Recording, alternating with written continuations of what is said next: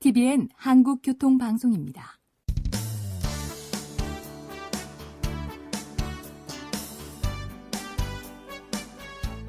한문철 변호사의 교통사고 솔루션. 이 시간 진행의 한문철 변호사입니다. 여러분 안녕하십니까? 교통사고를 냈는데도 형사처벌 받는 경우가 있고 안 받는 경우가 있죠. 형사처벌 받는 경우보다 안 받는 경우가 훨씬 더 많습니다. 처벌받는 거는 우선 결과가 중한 거, 그리고 그 행위가 나쁜 거, 이런 것을 처벌하는데요. 결과가 중한 것은 피해자가 사망했을 때, 그리고 사망 정도까지는 아니라 하더라도 중상해, 크게 다쳤다는 거죠.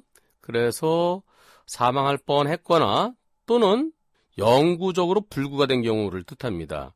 식물인간 또는 사지마비, 하반신마비, 편마비 또는 팔이나 다리가 절단된 경우, 이런 경우는 처벌됩니다. 결과가 중하니까. 물론 운전자에게 잘못이 있는 것을 전제로 합니다. 다만 중상의 경우에는 12대 중과실에 해당되지 않고 피해자와 합의된다 그러면 그때는 처벌하지 않죠. 그렇지 않으면 기본적으로는 처벌합니다. 종합보험과 무관하게.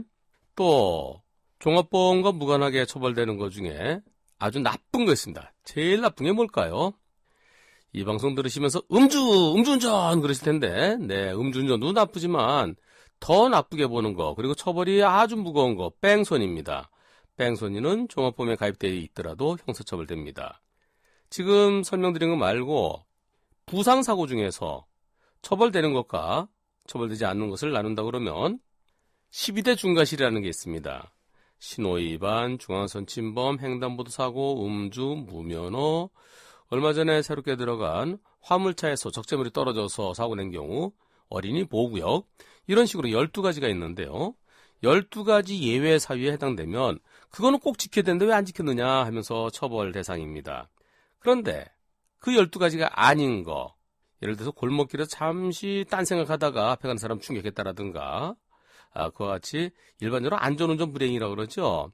12대 중과실이 아닌 나머지 부상사고는 피해자와 합의됐거나 또는 종합보험에 가입되어 있으면 형사처벌받지 않습니다. 오늘은 여기까지입니다. 고맙습니다.